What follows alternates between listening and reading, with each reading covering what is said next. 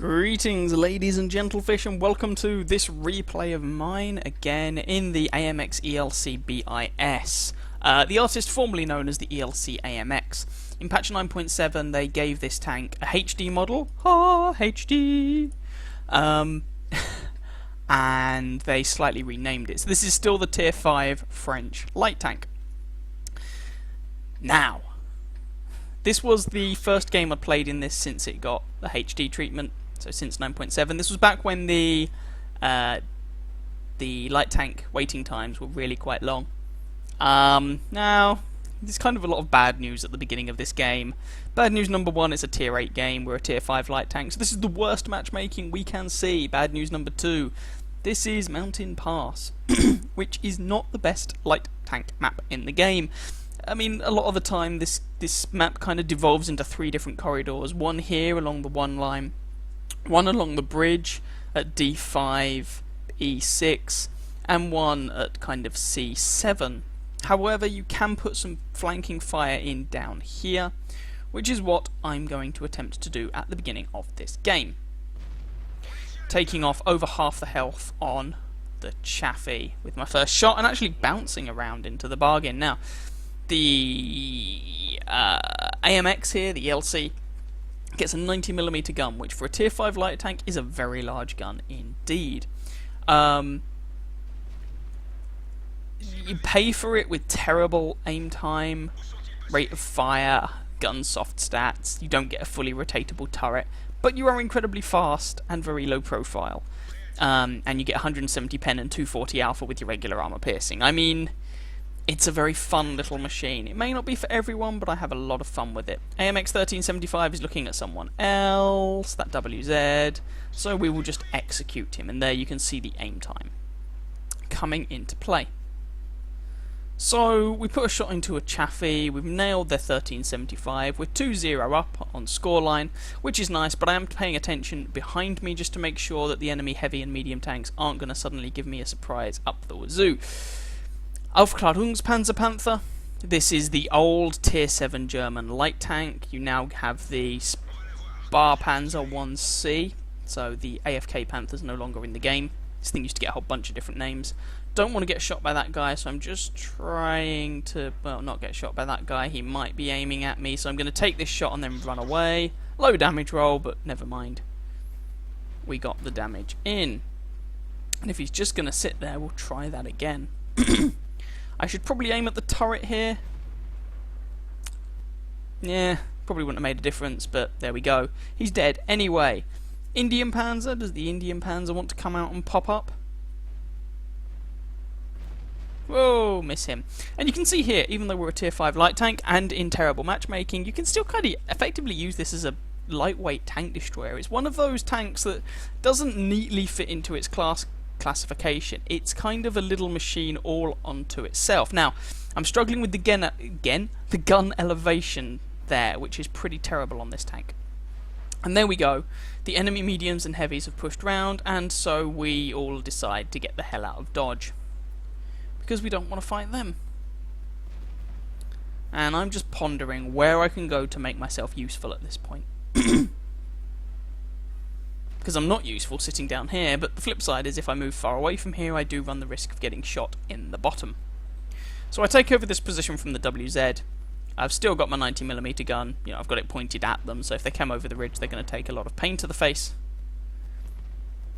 And that frees up the WZ to move a bit.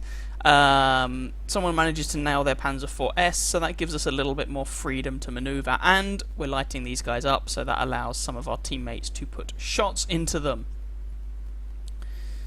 But, you know, now we're gonna move. Tiger 2 is up on the bridge over there. I'm not sure if we're going to be able to do much about him at the moment. We need to concentrate on not being in a position from which they can shoot us. The ELC really doesn't get much health. 400 is low for a tier 5 light tank. There are a lot of guns that can one-shot you. I mean, even the Soviet 122mm guns can one-shot you with only a fractionally above average damage roll. So you do need to be careful. Now, that Tiger 2, if someone respots him, I might be able to put some shots into him. Now that we've got a bit of distance between us, there he is. 90mm gun on this tank is not particularly accurate, so at mid to long range you don't really want to be trying to aim for weak spots. You more kind of want to be aiming for centre of mass, and you can see here the reload on it is quite substantial. Second shot into him, low damage roll, but it leaves him a one shot for pretty much anybody. He's using the stock turret, probably got the 88mm gun. I'm going to take a blind shot at his last known position. Nah, he's moved, so I don't manage to pick up the kill, alas. Now the enemy team has actually evened the scoreline up here. It is 10 apiece, which is kind of annoying.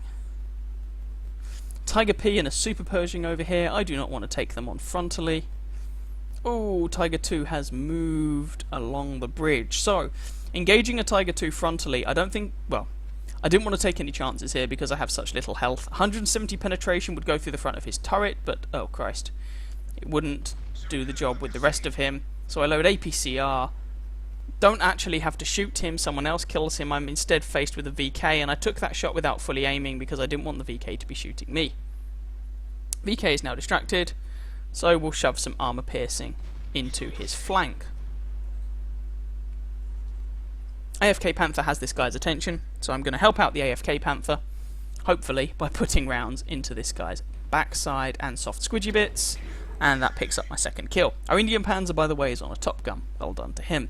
That puts us 2 kills ahead. Now, there's a Super Pershing and a Tiger P around here.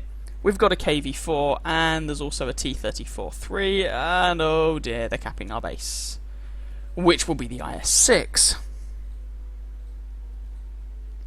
So, Super Pershing appears to want me. He wants me real bad, which is kind of annoying, because I don't want him. This is a very one-sided relationship. Oh, KV-4 nails the Super Pershing. Sweet. Our base is still being capped. So I decide to give this KV-4 a hand against our Tiger P. The quicker I can free up... I mean, the Indian Panzer and the AFK Panther are going back to our base to reset. So the quicker I can free up this KV-4 versus the Tiger P, the more health he'll be on, the better chances we have to survive, the faster he'll be able to get into another fight, and he's slow, so that's a good thing, etc.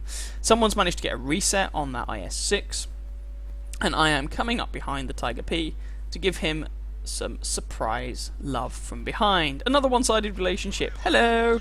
We put 280 into him. The Tiger P seems to want to shoot us, which is terribly unsporting, so we're just going to run ring a roses around him. Now you can't circle a lone heavy tank to death in the same way that you can with a lot of other light tanks, because, well, you just don't have the a fully traversable turret. But we do manage to put another shot into him, make him miss his shot, and then just run away. Our KV-4 comes in to hold the guy down, and then we're going to just come up behind the Tiger P again. Our KV-4, I should point out, is stock, or close to stock. He's using the stock turret and a 122mm gun. So, yeah, there's that. And KV-4 eventually takes out the Tiger P. That just leaves the IS-6, and it's 4 versus 1. Easy job, right? We'll see. So, the AFK Panther is heading over to the enemy base, which is not a completely stupid move, actually. Their IS-6 nails our Indian Panzer, and I bounce my shot on him. So that leaves our KV-4 to tank this IS-6, basically. And I will try and, well, be a bit sneakier, because one shot from that IS-6 is very capable of killing me. IS-6 has been set on fire. Good shot from the KV-4 there.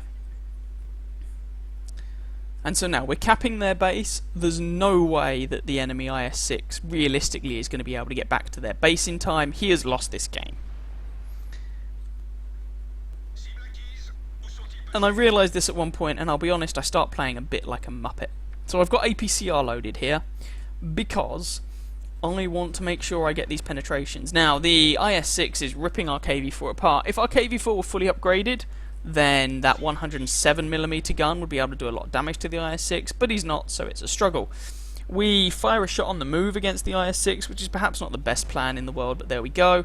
And the IS-6 nails our KV-4. Time for the dance of death. Now, we lost 7 hit points being nudged by that IS-6, so we are very much now on a one-shot territory. Yes, that was a bounce, and yes, it was funny. line up a shot, APCR through the front of him, and I'm just trying to get around that guy. He misses that shot, and we're just trying to make use of the fact that we're low profile and he's going to struggle to get the gun depression to shoot us. We put another round into him, low damage roll unfortunately, and whoop whoop whoop whoop whoop whoop whoop. Oh, that one hurt, that one hurt. I'm going to be careless in just a second. I take aim at his front weak spot, bounce the shot, and he actually rams me to death. That was incredibly careless right at the end. So I played a little bit like a donkey right at that last stage, but the game was already won at that point, so I wasn't too fussed. If I'd had another APCR round, I could have just put it straight through the front of him, instead of aiming for his frontal weak spot. I should have just tried to go around him again, and I did get lucky with the number of shots that IS-6 missed or apparently bounced. I didn't see that one coming, but there we go, we will take it. In the end, despite the fact that it was a bad map and a bad matchup, we actually had a very good impact on that game. And commiserations to that IS-6, as you will see in a minute. He did rather well in this game, and he didn't deserve to lose. But there we go, them's the breaks. Someone has got to. So let's go and have a look at the post-game results. So that was worth an ace tanker and fire for effect. We came top of our team with 1,454 base experience, 2,722 damage and 2 kills. In fact, if you order our team by damage done, I also came top. In fact, the only people in the entire game who did more damage to me were the Tiger P and the IS-6 on the enemy team, who did 2,985 damage, 4 kills, 854 base experience, and 5,075 damage, 5 kills, and 1,440 experience on a defeat. Bear in mind he got heroic resistance. So massive commiserations to both the enemy Tiger P and the IS-6. They did not deserve that result. But overall, our team just performed better than their team. They had a couple of people who did a very exceptional amount of damage.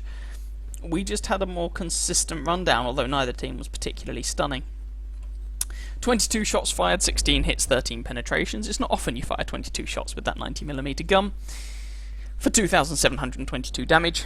We received 3 hits, which is also very unusual, of which 1 penetrated and 2 did not. Yeah, I got a little bit lucky. Spotted 1 enemy vehicle, damaged 7, destroyed 2, only 50 odd assistance damage, who cares. We made a loss because I fired all 5 of my premium rounds, and only actually did damage, I think, with 2 of them, so that was a little bit poor on my part. But I didn't really care. It ended up being a pretty good game, all things considered, even if I did play a little bit like a donkey right at the end. Anyway, I hope you guys enjoyed that game. Little run out in my ELC. If you did, please feel free to catch some of my other videos and or subscribe to my channel, and I wish you very happy hunting on that battlefield. Ciao, ciao.